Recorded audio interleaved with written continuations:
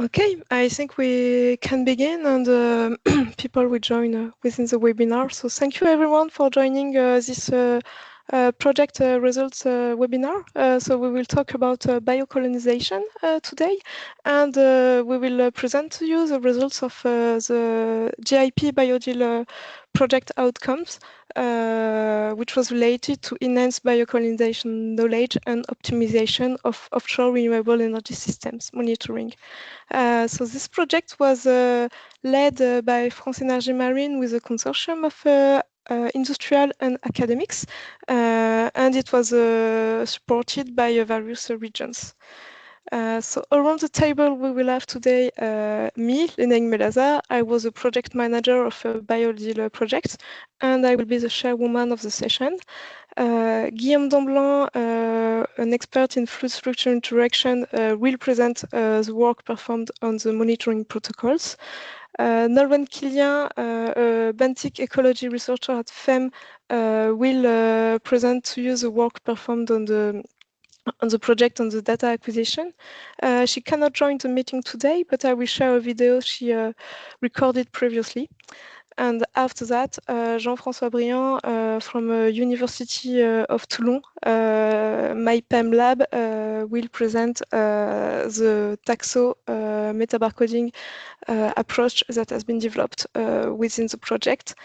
And finally, Lisa Garnier, head of biodiversity research and development at RTE, will present the insight of a terminal system operator of the impact of biofouling on their work, and how the work performed within BIODHYL project helps them have insight on this thematic. So I will just begin with a short introduction and context of this thematic that has been studied at FEM for 8 years. After that, Guillaume Damblanc will present recommendation for biofouling measurement protocol. It corresponds to a publication that has just been released at the OMAE conference. After that, we will have the presentation of the data acquisition within the project and what we have observed, both for site depth and timescale studies. And Jean-François will present the integrative taxonomic approach, including morphology and metabarcoding that has been developed by Aurélie Portas, a postdoctoral student at MyPEM. And Lisa will give us the feedback of RTE. Please note that you can address your question for the whole session in the Q&A tab, and we will have 25 minutes, around 25 minutes at the end of the meeting to address them, and after that we will do a quick wrap-up. Just a bit of context for those that are not familiar with biofouling, marine growth, and biocolonization. Every time we put an artificial structure at sea, which is what happens in offshore renewables energy, we create substrates for biocolonization, which creates a reef effect. It poses several questions, both for environmental perspective at the ecosystem with the modification of local ecosystem, species and distribution along the trophic chain, and it can have long-term impact, long-term ecological impact with the change of the trophic chains. From the engineering point of view, especially for the floating offshore wind, it can drive some new efforts on critical components of the offshore wind, such as mooring lines and dynamic cables. So there is a modification of the structural mass and hydrodynamic behavior of the component, which can lead to increased fatigue and accelerated degradation, and so on, challenge the design that was planned initially. Those questions and a review of all those impacts have been published recently in a joint article between France Énergie Marine and the University of Toulon, and I just put the information on the slide.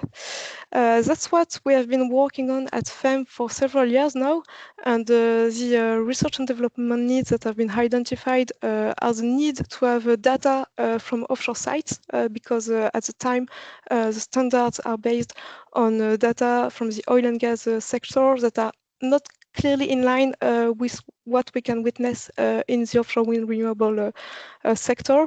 And we also need to define innovative solution to first assess, manage, and mitigate the effect of biofouling. That's all those thematics that we try to address within the BIODHYL project. BIODHYL project is not the first one we have worked on biofouling. It builds up upon previous projects that have been led at the Institute and with various consortium members since 2017. I will not dive in detail in the results that have been provided in those projects, but I just wanted to give you this chronology to tell you that there is some other results that we will not present within this webinar that are available on our website. For example, we have also worked on the image analysis method and thermal resistance for biofouling. So I invite you to look at the information and the data that is available on our website. To dive a bit more on what was BIODHYL project, it's a project that has begun in 2022 and we just concluded in April 2026. It was a project that was combining 9 partners, France Énergie Marine, EDF Power Solution, RWE, Shell, and Total Energy, and Ocean Winds, which are offshore wind developers, RTE, which is the French TSO, and from the academic side, Ifremer was part of the project, and the University of Toulon through the work led by Jean-François Briand and Aurélie Portas. It was a project of around 1.9 million euros, and its objectives were to better understand the biocolonisation ahead of the installation of an offshore wind farm by studying what were the organisms involved and how their population evolved over time. Another goal of the project that we will not present on this webinar was to identify the most reliable and robust techniques and protocols to accurately monitoring biofouling characteristics for both environmental and engineering purpose.